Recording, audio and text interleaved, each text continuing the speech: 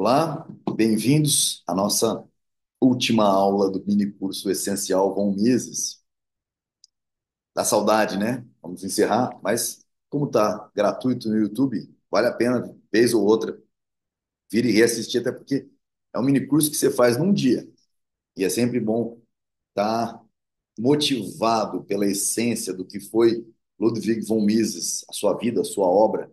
Quem quiser se tornar um economista austríaco de verdade tem que ficar conhecedor do Tratado de Economia, do Ação Humana.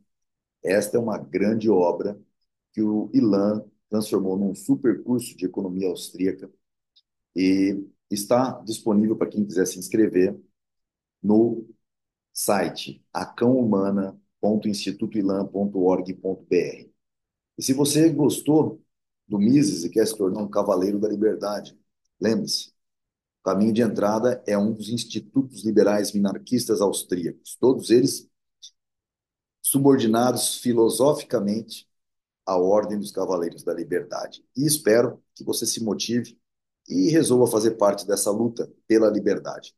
Sem mais delongas, vamos terminar, mesmo que com dor no coração, o estudo desta obra.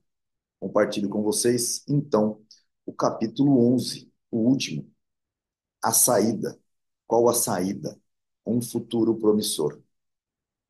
Há sinais cada vez mais promissores de que o isolamento das ideias e contribuições de Ludwig von Mises vem sendo rapidamente superado. Por outro lado, há as contradições internas e as consequências funestas, fúnebres, dos falsos rumos tomados pelas ciências sociais e pela política tornaram-se cada vez mais evidentes nos últimos anos. Nota de rodapé 24. Então, para uma interpretação filosófica a respeito da rejeição e omissão generalizadas em relação a Ludwig von Mises, ver a obra Murray Rothbard, Ludwig von Mises and the Paradigm for Our Age. Ludwig von Mises e o paradigma de nossa era. Né? Na Europa Oriental, a notória incapacidade dos governos comunistas de planejar suas economias gerou um movimento em direção a um mercado livre. Nos Estados Unidos e no Ocidente em geral, as panaceias keynesianas e inflacionistas revelaram sua falência básica. O colapso das políticas apregoadas por Keynes, ao lado das falhas evidentes da teoria deste autor, tem sido a fonte de uma inquietação crescente em relação a toda a estrutura keynesiana. Os flagrantes esbanjamentos dos gastos governamentais e o domínio da burocracia evidenciam, de maneira severa, a improcedência da famosa afirmativa de Keynes de que não importa que o governo gaste recursos em bens produtivos ou em pirâmides. O irremediável colapso da ordem monetária internacional obriga os governos pós-keynesianos de todo o mundo a desviarem-se de uma crise para outra, entre duas soluções insatisfatórias. Quais são? Taxas de câmbio flutuantes para papéis moedas sem lastro ou taxas de câmbio fixas, amparadas por controles cambiais que prejudicam o comércio exterior e o investimento estrangeiro. Olha só, isso aqui é o retrato da discussão inócua, da discussão aberrante, absurda, besta, boba, que nós vivemos no nosso mundo. Passei os meus 18 anos para frente, depois de 94, depois do Plano Real funcionando, discutindo o que era certo, o câmbio flutuante ou o câmbio fixo, que né, dava uma certa condição de manter, de certa forma, muito artificialmente, uma tendência de segurar preços por conta do mercado internacional e da desvalorização da moeda. Tudo o que Rothbard está falando aqui. O irremediável colapso da ordem monetária internacional obriga os governos pós-keynesianos, e todos os que existem hoje são keynesianos ou pós-keynesianos, mas monetaristas de uma maneira geral, de todo o mundo, a desviarem-se de uma crise para outra, entre duas soluções insatisfatórias: taxas de câmbio flutuantes para papéis moedas sem lastro ou taxas de câmbio fixas amparadas por controles cambiais que prejudicam o comércio exterior e o investimento estrangeiro. A crise do keynesianismo deve ser considerada no âmbito do quadro mais geral de uma crise de estatismo e de intervencionismo, tanto no plano das ideias como no das ações.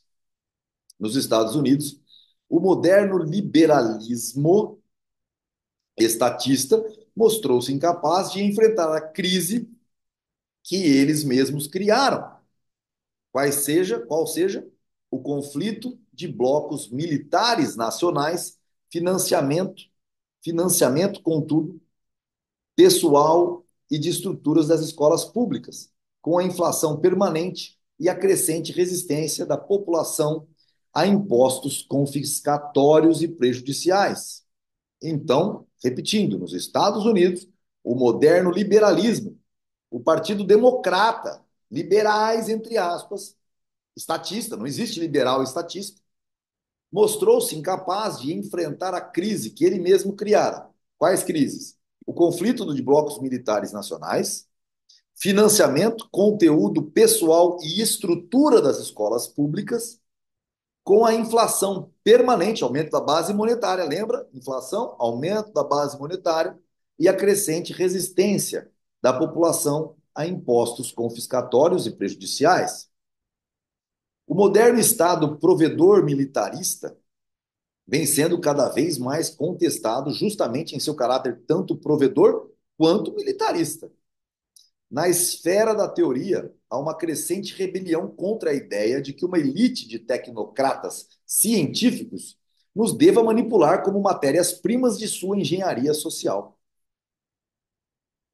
Por sua vez, a ideia de que o governo pode e deve compelir países subdesenvolvidos e desenvolvidos a um crescimento econômico artificial vem sendo também cada vez mais combatida. Por toda parte, em suma, em resumo, em todas as áreas do pensamento e ação, o estatismo moderno que Ludwig von Mises combateu toda a sua vida vem sendo alvo de um cada vez mais intenso fogo cerrado de críticas e desilusões. Ou seja, tudo aquilo que Mises falou no século passado, no início do século passado, vem agora tomando força, foco de toda a juventude, de toda a internet, que é o velho jargão: imposto é roubo, sonegar é legítima defesa e Estado é quadrilha. Os homens já não estão dispostos a se submeter docilmente aos decretos e ditames dos seus pretensos soberanos governantes. É isso, o mundo acordou. Mas o problema é que o mundo só conseguirá escapar ao miasma estatista quando puder encontrar uma alternativa viável e coerente. Então, quando Hofbauer escreveu esse livro, ele não tinha conhecimento do Bitcoin. O que ainda não compreendemos plenamente é que esta alternativa já nos foi oferecida por Ludwig von Mises. Ele nos oferece a saída da crise e dos dilemas que se abateram sobre o mundo moderno. Dois pontos. Durante toda a sua vida, previu e mostrou as razões da desilusão que hoje experimentamos e forjou laboriosamente, trabalhosamente, o construtivo caminho alternativo que deveríamos seguir. Não é de espantar que seja cada vez maior o número de pessoas que vêm descobrindo e adotando esse caminho. Isto é o Ilan.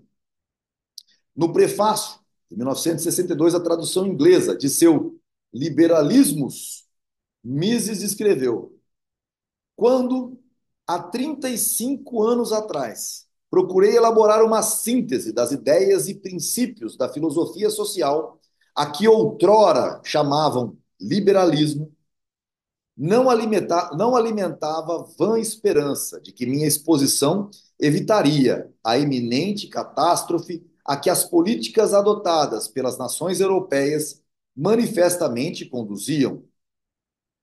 Tudo o que esperava era oferecer para a pequena minoria das pessoas que pensam uma oportunidade de aprender alguma coisa sobre os objetivos do liberalismo clássico e sobre suas realizações, preparando assim o caminho para uma ressurreição do espírito de liberdade depois da derrocada que se aproxima.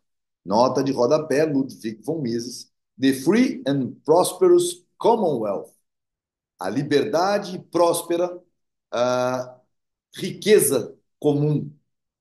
Dois pontos, an exposition of the ideas of classical liberalism, uma exposição das ideias do liberalismo clássico, traduzido por Ralph Hayek, Princeton, Nova Jersey. Continuando no texto. Então, eu vou deixar isso aqui tudo grifado, porque isso aqui vale muito para se entender por que nascem os ILANs, os Institutos Liberais Minarquistas Austríacos.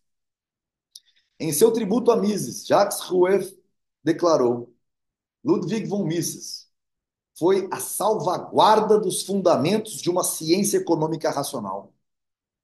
Com seus ensinamentos, lançou as sementes de uma regeneração que frutificará assim que os homens voltem a preferir as teorias verdadeiras em detrimento às agradáveis.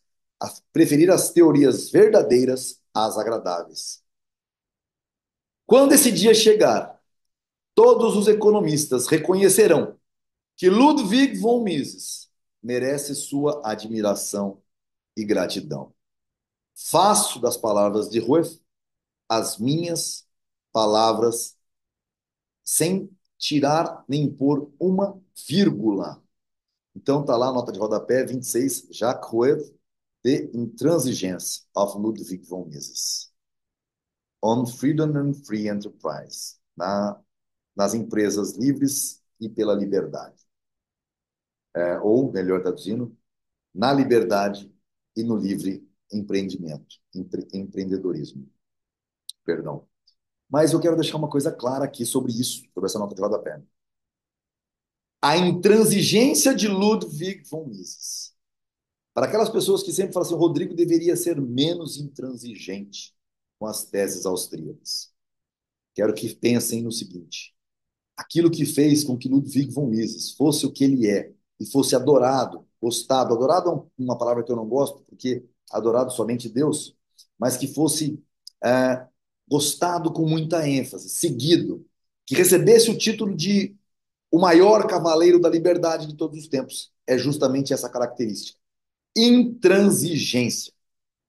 Temos que ser intransigentes e não relativistas. Este é o caminho da verdadeira prosperidade do homem. E para terminar o último parágrafo deste livro. Multiplicam-se os sinais de que a derrocada e o colapso do estatismo estão, de fato, propiciando essa regeneração. E de que a minoria pensante que Mises esperava atingir cresce rapidamente. Se estivermos, de fato, no limiar de um renascimento do espírito de liberdade, este próprio renascimento será, então, o monumento que coroará a vida e o pensamento de um nobre e magnífico homem. Que frase final, que parágrafo final maravilhoso para terminar uma obra que, na verdade, é um tributo ao grande mestre. E com isso, encerramos o essencial. Von Mises. Espero que vocês se encham, se imbuam do espírito do cavaleiro da liberdade que foi esse homem. Um grande abraço. E até um próximo mini curso. Espero vê-los no curso acãohumana.institutoilan.org.br para se tornarem verdadeiros economistas austríacos. E um dia, quem sabe, um verdadeiro cavaleiro da liberdade. Até lá.